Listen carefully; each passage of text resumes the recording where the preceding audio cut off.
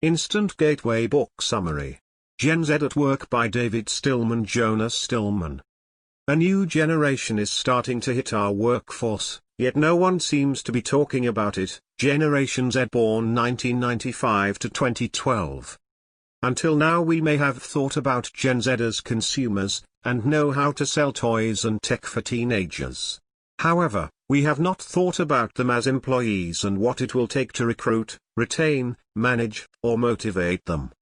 We have concentrated on earlier generations. Baby boomers who are now retiring and whose knowledge we need to retain. Millennials who are now graduated, our parents, have houses and are becoming new leaders. Thirdly, we have the Gen X mavericks, the parents of Gen Z who until now we have historically ignored or even avoided. Gen Z is ready and eager to kick some serious butt at work. Careers are top of mind.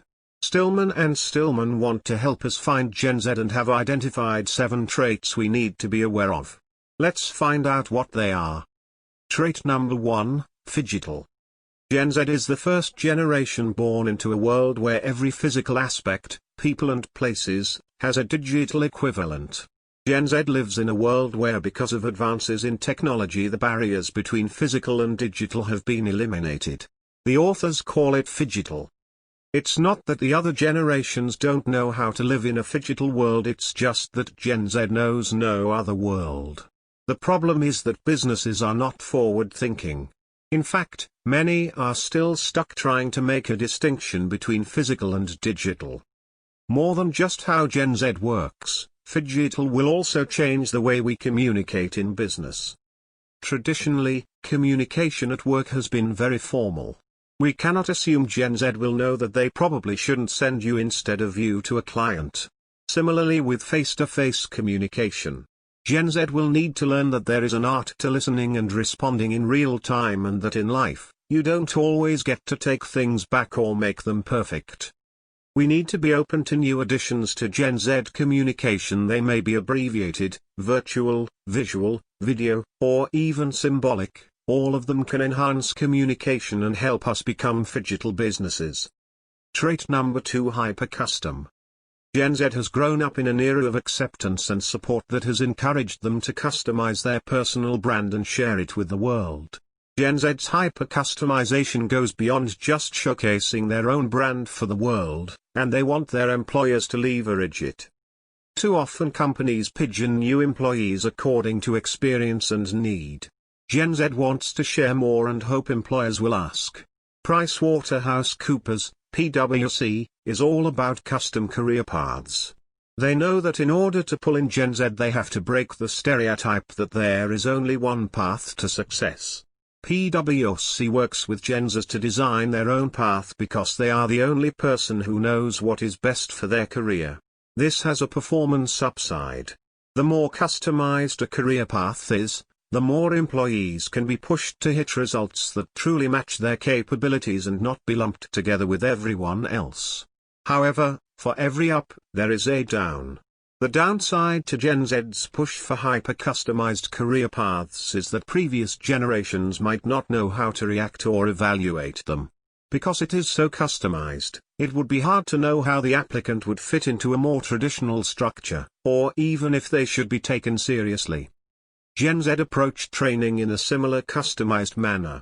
Gen Z will push for more of a learn-on-the-job approach, where they are put in real-world scenarios and when faced with something they need to know, they stop and learn.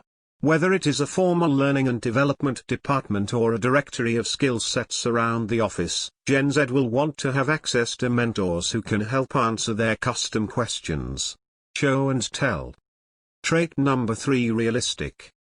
Growing up during the aftermath of 9/11, with terrorism part of everyday life, as well as living through a severe recession early on, has created a very pragmatic mindset when it comes to planning and preparing for the future.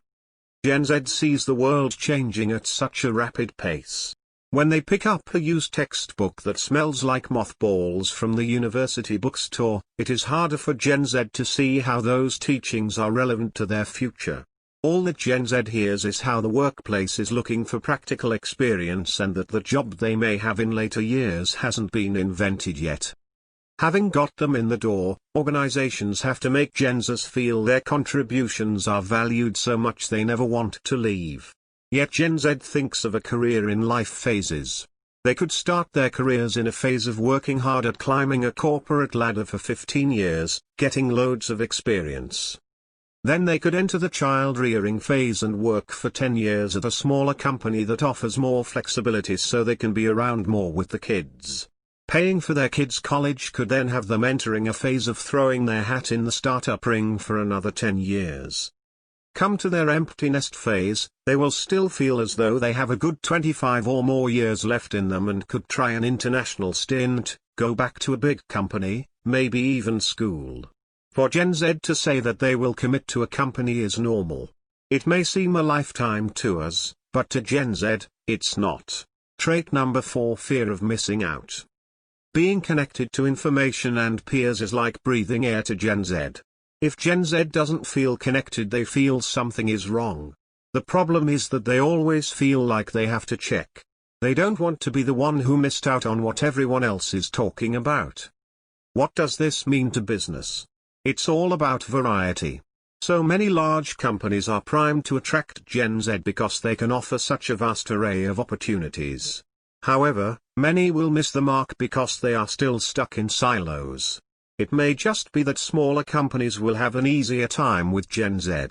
It's not unusual for a smaller company to pitch thus: around here you get to wear a lot of hats because we are smaller. To compete, larger companies need to turn to job rotation.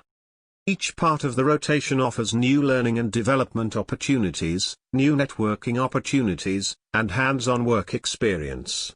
Rotation participants may be able to travel to different offices. It would be hard to feel as though you were missing out on anything if you got to see and experience so much. Gen Z's FOMO will be an asset in the sales and marketing department. In fact, good sales and marketing professionals have been tapping into FOMO for years. Gen Z will be perfect for the role of staying on top of the competition and various industry information. However, Gen Z will have to understand that one post might not mean more than, well, one post. They will need to learn to monitor and look for multiple posts that they can share with their co-workers and managers and thus together identify a true trend. Trait number 5: economists. Gen Z are a sharing bunch as long as it is about being convenient, efficient, and economic. This mindset will go beyond just looking for ways to be resourceful with funds to looking for ways to be resourceful with skills. If Gen Zers have a task but not necessarily the best ability to complete it, they will look for someone who is more capable and ask them to do it. It will not only get done better and a lot faster, but it will also be less stressful as well. That's being a economist. Gen Z will walk in the door of an employer with the economist mentality and believe that delegating to people is the way to work. It will have nothing to do with ownership. They simply trade tasks according to who can do it best. It comes back to convenience, efficiency, and being economical. Leaders have to decide if at the end of the day they want to control who does the job or just that it gets done right. Could Gen Z's approach create an environment where work does get done better and faster? Could someone with the necessary skills in a different department help out even if it means they don't change jobs? Could their skill sets be shared? Equally, some of the best relationships will be with clients, so why not leverage the collective good with them as well? Keep in mind, leveraging can go both ways with a client. Trait number 6: do it yourself. Gen Z is truly the do-it-yourself generation. For Gen Z, they look at everything, even their careers, through the lens of doing it themselves. The good news is that an independent, self-reliant bunch sounds great in a fast-changing world. The bad news is that in the world of work, where millennials have pushed for team building and collaboration to become cornerstones, this attitude may not be so great. Gen Z is so used to figuring out everything on their own that they will assume their definition of a project is the right one and just go with it. We can't afford for millennials to be so turned off that they simply turn away. If we check in with Gen Z too far down the line, we run the risk of too much time and even resources being wasted. Gen Z's DIY attitude means they will push organizations to bring a lot of functions in-house that have traditionally been outsourced. Gen Z will push companies to uncover more skills within employees that have been hidden because they weren't part of a job description. Managing DIY Gen Z will involve embracing their push to identify internal skills that could actually save time and money. At the same time, part of mentoring DIY Gen Z will be showing them how to analyze the fine line between whether a company can do something by itself and whether it should.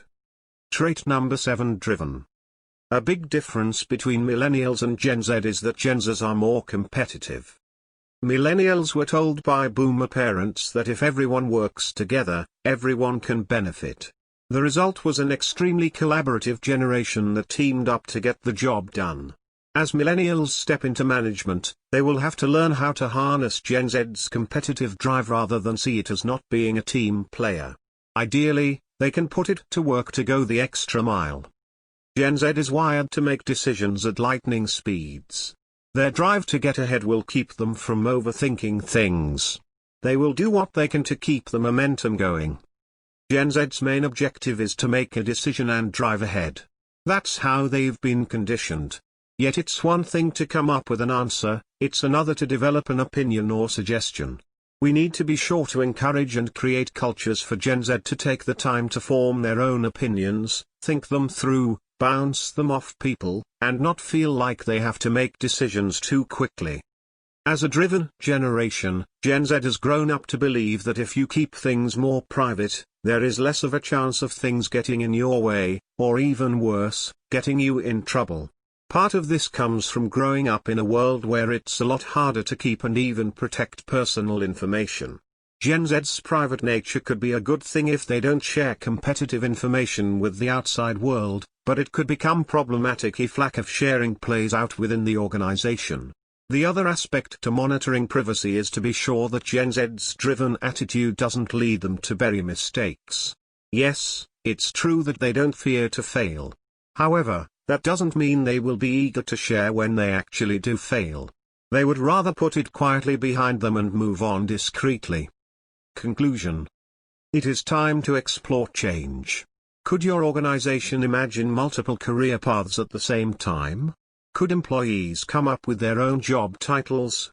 Could you create a workplace to exploit skills rather than one supporting a hierarchy? Gen Z is here. Now is the time to exploit their unique traits. Thanks for listening.